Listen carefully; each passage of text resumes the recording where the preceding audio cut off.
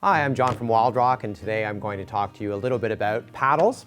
Paddle shape, in particular, we're going to talk about the blade design or blade shape, and then also sizing of paddles. What is the right length of paddle for you? Let's start with our flat water paddle here, and you can see a very traditional shape for flat water, an otter tail design. What that means, of course, is it's shaped like an otter tail, so it's long, it's fairly narrow.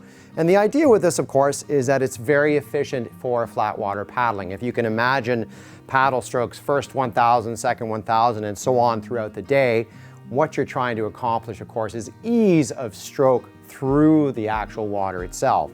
What I try to do when we're talking about paddles is break it down into three parts of the paddle stroke.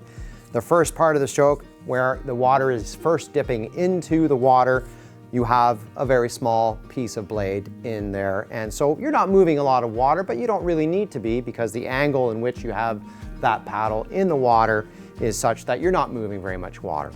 As we have the second part of the stroke, and this is where you probably have the entire blade immersed into the water, you've got lots of volume. This is lots of power to move the canoe forward, and therefore super efficient in that way. As we finish the paddle stroke, we're lifting the blade out of the water. Then we get back into the narrower part of the blade. So again, the efficiency of that paddle stroke is at its best. Essentially, you can paddle all day long with this type of blade and not get too tired. So very efficient, very much a flat water paddle blade. And again, very long, not going to be used in rivers or shallow areas. The second style, of course, is more of a squared off style. Again, you can see very, very different between the first blade and the second blade. Much, much shorter. All the volume is concentrated towards the bottom.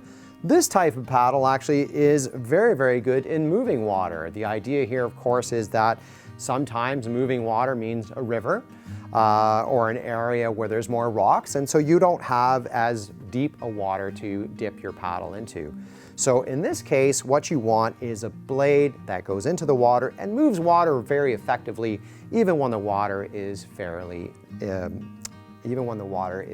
shallow. Again, in this case, you also have a very, I know it's hard to tell on this case, but you have a resin tip on the outside of this, great for pushing off rocks or hitting rocks and so on.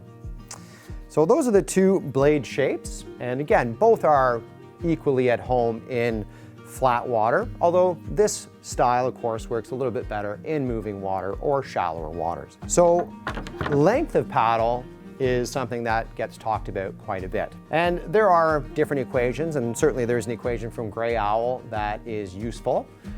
There's an aspect of measuring your torso, adding a certain percentage of an increment of length to that, and that will help you pick your paddle based on the shaft length.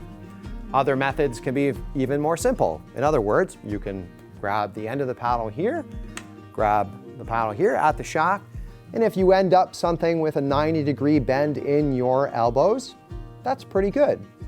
Very often at the store, we'll talk about it in terms of somewhere between collarbone and chin, based on personal preference. That is another method of paddling or choosing the paddle that you want.